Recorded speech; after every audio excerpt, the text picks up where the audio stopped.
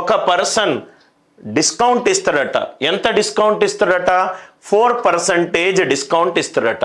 4% discount ఇస్తాడట. And gives 1 article free with 15 articles. అలానే 15 articles కొంటే 1 ఆర్టికల్ ఫ్రీగా ఇస్తాడట. మళ్ళీ 4% డిస్కౌంట్ ఇస్తాడట. దీని మీనింగ్ మీకు అర్థం కావాలి. ఒక ఆర్టికల్ ఫ్రీగా ఇస్తాడట 15 ఆర్టికల్స్ కొన్నప్పుడు. అంటే నేను ఇంటికి తీసుకెళ్లేది మొత్తము ఎన్ని ఆర్టికల్స్? 16 ఆర్టికల్స్. కానీ నేను పే చేసేది ఎన్ని ఆర్టికల్స్కి? 15 ఆర్టికల్కే. ఎందుకనంటే నాకు 1 ఆర్టికల్ ఫ్రీగా ఇచ్చాడు కాబట్టి. నేను 4% డిస్కౌంట్. 4% అంటే 4/100, 1/25. అంటే నేను ఇంటికి తీసుకెళ్లేది ఎన్ని ఆర్టికల్స్? 25. రైట్. కానీ నేను పే చేసింది ఎన్నిటికి? 24కి. అర్థమైందా? చాలా సింపుల్గా ఆలోచించుకుంటూ సాల్వ్ చేయడం. Right. 1 article free with 15 articles. Right. ఓ షాప్కి వెళ్ళినా ఆడు నాకు 16 వస్తువులు ఇచ్చాడు. 16 వస్తువులు ఇంటికి తీసుకెళ్ళినా బిల్లు పే చేసేటప్పుడు డిస్కౌంట్ ఉందన్నాడు. ఎన్ని వస్తువులకు పే చేసినా? ఓన్లీ 15 వస్తువులకు మాత్రమే పే చేశాను. 16:15. అలానే 1/25. ఇంటికి తీసుకెళ్లేది ఎన్ని వస్తువులు? 25 వస్తువులు. ఎంత పే చేసినా? ఓన్లీ 24 వస్తువులకే పే చేసిన. ఎందుకనంటే 4% డిస్కౌంట్ ఉంది కాబట్టి. 8 2s are 16, 8 3s are 24, 5 3s are 15, 5 5s are అంటే 10:9.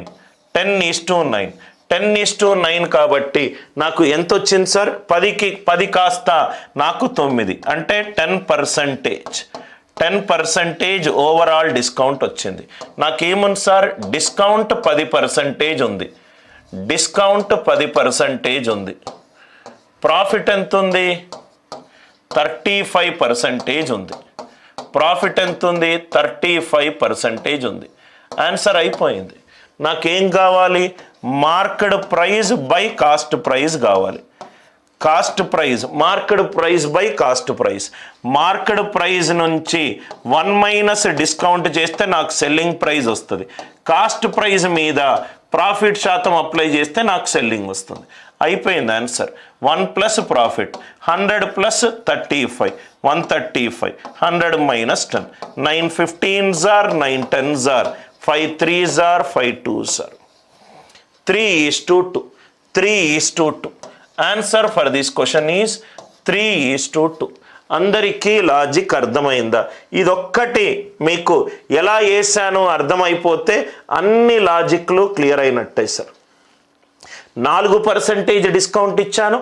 మళ్ళీ మీరు ఇంకో ఈ స్టేట్మెంట్లో కూడా డిస్కౌంట్ ఇచ్చాను. ఓవరాల్ ఎంత డిస్కౌంట్ ఇచ్చాను?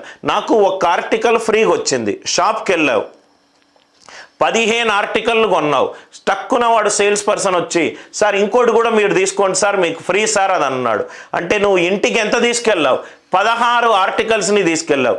పే చేసింది ఎంతకు పే చేసావు? 15కే పే చేసావు. ఇంటికి తీసుకెళ్ళింది 16 ఆర్టికల్ను, పే చేసింది మాత్రం 15 ఆర్టికల్. అట్లానే 4% డిస్కౌంట్. 4% అంటే 4/100. 4/100 అంటే 1/25. ఇంటికి ఎన్ని ఆర్టికల్స్ తీసుకెళ్ళావు? 25. కానీ పే చేసింది ఎంత? ఒకదానికి పే చేయలేదు. రైట్. అంటే పే చేసింది ఎంత? 24. 8 2 8 3 5 3 5 5 2 5 3 3 10:9.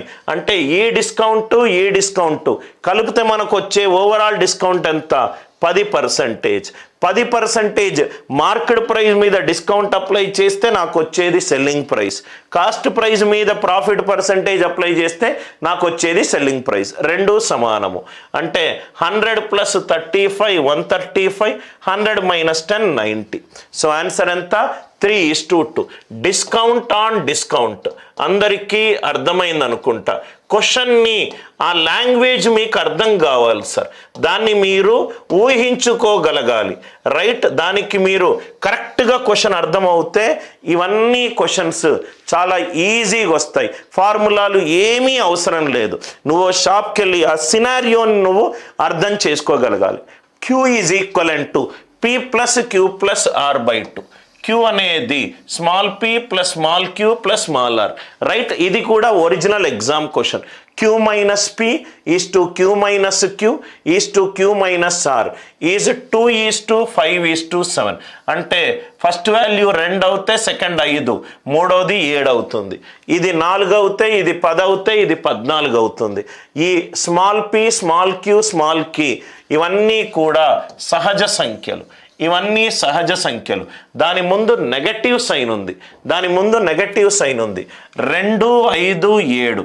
స్మాలెస్ట్ వాల్యూ ఎంత? 2. ఇది స్మాలెస్ట్ అయినప్పుడు p ఏమవుతుంది? లార్జెస్ట్ అవుతుంది. p ఏమవుతుంది? లార్జెస్ట్ వాల్యూ అవుతుంది. సార్ ఎందుకు సార్ అవుతుంది సార్? q అనేది constant, p plus q plus r/2. ఇక్కడేమో స్మాలెస్ట్, పీకి ముందు నెగటివ్ సైన్ ఉంది కాబట్టి p అనేది లార్జెస్ట్. క్వశ్చన్ చూడంగానే ఆప్షన్ ఏ పోయింది, ఆప్షన్ డి పోయింది. ఏమీ క్యాల్కులేషన్లు ఏమీ చేయాల్సిన అవసరం లేదు. ఆర్ ఏమో ఇక్కడేమో 2:5:7. 7 ఏమో మ్యాక్సిమం వాల్యూ. 2, 5, 7లో మ్యాక్సిమం వాల్యూ ఎంత? 7. అంటే ఆర్ ఏం కావాలి? స్మాలెస్ట్ అవ్వాలి. ఆన్సర్లో నిష్పత్తిలో ఆర్ వాల్యూ అతి చిన్నదై ఉండాలి, పి వాల్యూ అతి పెద్దదై ఉండాలి. ఆర్ వాల్యూ అతి చిన్నదై ఉండాలి. అయిపోయింది ఆన్సర్. ఏమీ క్యాల్కులేషన్లు చేయాల్సిన అవసరమే లేదు. ఆన్సర్ ఏంటి సార్ ఈ క్వశ్చన్కి? 12:9:7.